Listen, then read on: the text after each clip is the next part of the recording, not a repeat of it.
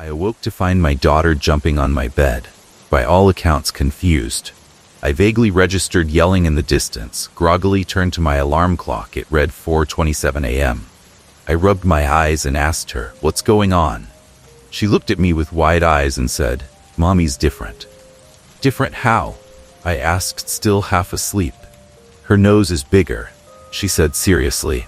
I laughed and told myself that a child's imagination had run riot. "Get back to sleep, sweetheart," I said, ruffling her hair. She nodded and padded back to her room. The next morning, I woke up to a bed that did not have my wife in it. I figured she had gotten up early and went downstairs to begin preparing breakfast for myself and our daughter. As I cracked a few eggs into the hot pan, I happened to glance outdoors and noticed the car was gone. That was kinda weird because I hadn't heard her leave. Then I felt the back of my spine tingle. Her phone was still on the charger. I couldn't shake the eerie feeling that crept over me, a sense that I was being watched. Shaking it off, I tried to be rational. I woke my daughter up and we went downstairs to eat breakfast. While at the table, I turned on the TV to distract us with some cartoons. But the show had just started when, out of nowhere, an emergency broadcast appeared. It wasn't that usual loud tone, it was silent. In red letters now scrolling across the screen, it read, "Lock all doors. Lock all windows. Turn off all electronics and lights." And then repeated.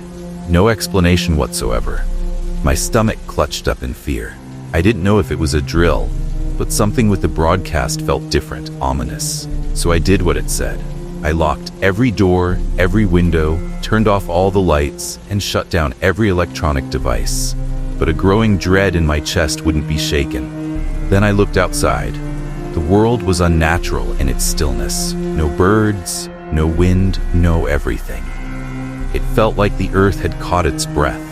I saw neighbors running frantically to do the same thing, lock down the houses. I didn't know what was happening, but instinctively, I needed to get my daughter close by for protection. I grabbed her, the cat, and we all sat in the basement, waiting to see what was to happen. An hour had rolled by when furious pounding started at the front door, joined by despairing screams. I had my daughter clutched against me, her little body shaking in fear. I could hear her sobs muffled against my chest. "I'll be right back," I whispered, laying her down softly. I retrieved my 12-gauge shotgun from the closet and approached the front door.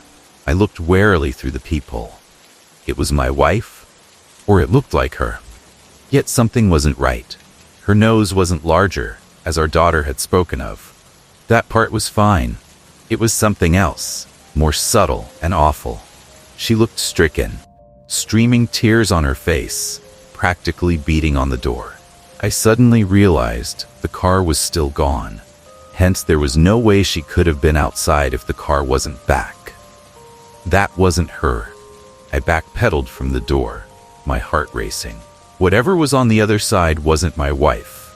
The bottom line was I had to protect my daughter. Racing downstairs, I found her fast asleep on the couch. She was still softly breathing, but she wouldn't wake up. It was as if she had taken sleeping pills, but I knew she hadn't. I shook her softly, but there was no response. Panic began to envelop me. I took my phone and dialed 911. The line rang for what seemed like an eternity before an operator finally picked up. "Please," I said, trying to keep my voice steady. "Something's going on. My wife." "That means it is in the house," the operator cut in. Her voice was eerily calm. "What?" I asked. "What do you mean? What's in the house?" Her voice dropped to a cold, detached tone. "If you've looked at it, there's nothing you can do. Just pray. Pray to God. It's already too late." I froze. "But, you know," she said, her voice distorting into something unnatural. "You know what it is, don't you?" I hung up, my shaking hand still clutched around the receiver. That hadn't been a human I'd spoken to. Whatever it had been, it hadn't come from here. It was playing with me. I started checking my phone again, attempting to pull up the news app, but there's no internet. Then I realized it shouldn't have been able to call out to 911 either.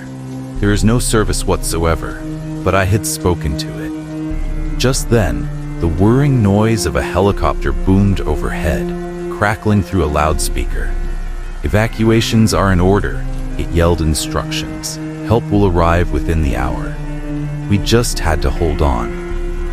I looked down at my sleeping daughter, tears welling in my eyes. I didn't know if she'd ever wake up. I didn't know if any of us would make it through this. All I could do was pray.